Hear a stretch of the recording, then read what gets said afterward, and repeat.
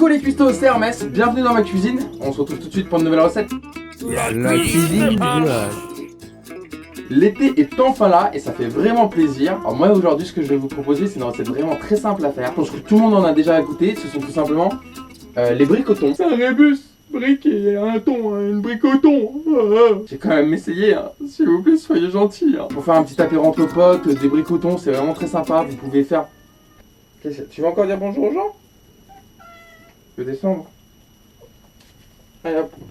Voilà, apéro, collation, un petit croque, juste un petit dîner du soir allégé, c'est parfait. Et tout de suite, on passe aux ingrédients. Au niveau des ingrédients, nous aurons besoin du thon en boîte, d'olives vertes, de fromage qu'on va râper, du persil plat, d'un beau citron jaune, de quelques gousses d'ail, du poivre, d'un petit mélange graines de sésame, graines de lin, l'huile pour friture, et comme le disait si bien ma pote Zineb, l'ingrédient de base de tous les rebeux pendant le mois de Ramadan. des feuilles de briques. Niveau du matériel, nous aurons besoin... Non, c'est pas vrai, j'ai oublié l'œuf. Pourquoi je t'ai oublié, petit œuf? Je suis désolé. Ne l'oubliez pas surtout. Il est si mignon. Niveau du matériel, nous aurons besoin d'une grande poêle pour faire frire, un couteau, une cuillère, une planche à découper, un grand bol, une râpe à fromage. Quels sont harmonieux et délicats. Et c'est parti, on y va. Tout simplement, première chose à faire, vous prenez votre thon, vous l'écoutez et vous l'émiettez bien. Boum, dans le saladier. Oh, l'eau qui va descendre. Voilà, vous mettez votre thon. Après, vous râpez votre fromage.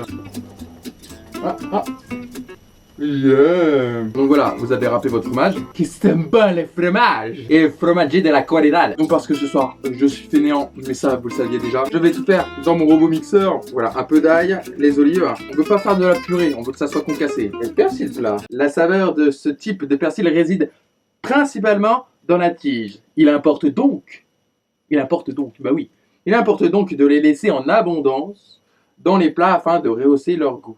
Frais, le persil plat se conserve environ 10 jours au réfrigérateur. On s'en fout! On va mettre un peu déjà de persil plat.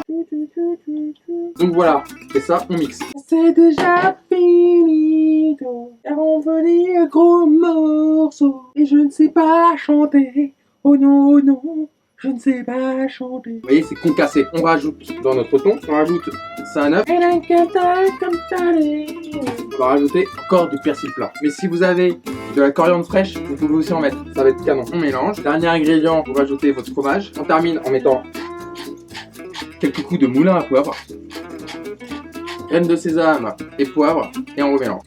En tout cas, je peux vous dire, ça sent super bon. Donc là, les petits loulous, ce que vous faites, c'est que vous faites chauffer votre huile. Voilà, vous mettez l'huile dans votre sauteuse et vous attendez qu'elle chauffe. Ça va être long, hein. Bah oui, hein. C'est les vacances, alors pendant les vacances, on reprend les classiques. SAS, très très grand livre, très très grand livre. Grâce à ces livres-là, ça a formé une génération d'hommes. C'était un petit peu le Pornhub de l'époque, dans les années 70. Merci Mimiche. Donc sans rigoler, ce qu'on va faire pendant que l'huile chauffe, c'est qu'on va faire les feuilles. Il y a une astuce de pliage derrière. La feuille des briques. Alors, moi je fais du freestyle, je fais des grandes briques. Non, mais on va faire exactement le même pliage que ce qui est dit, sauf qu'on va la garder entière la feuille, on va juste le plier en deux. Prenez un peu de votre farce, vous mettez dans l'angle et vous pliez. Et voilà, je vous dis, moi j'en fais une grande quoi, vous voyez. Regardez-moi ça mes petits custos, magnifique, avec les proportions que je vais vous donner, vraiment fait au pif, vous en faites 10. Et vous voyez, elles ont une bonne taille, hein. Regardez par rapport à ma main. Attention, attention, et on va les faire dorer bien de chaque côté. Allez, c'est parti. On doit jouer un petit peu au Tetris dans sa poêle quand on les retourne. Vous voyez, plein de couleurs, c'est super joli, c'est hyper croustillant. Alors là, tout simplement, je vais vous faire un petit bonus, rien que pour vous mes custos. Vous prenez deux petits ramequins, du fromage blanc, dans l'un du paprika, dans l'autre du curry. Vous mélangez. Paprika, curry. Vous prenez votre citron. Voilà, vous faites un petit truc comme ça. Donc curry, paprika, un peu de citron. Vous les arrosez généreusement et vous pouvez déguster. Donc voilà mes custos, la recette elle est finie, j'espère que ça fera extrêmement plaisir. Alors comme je sais que vous aimez que je goûte devant vous, je vais goûter juste devant vous. Je vais d'abord la goûter nature comme ça.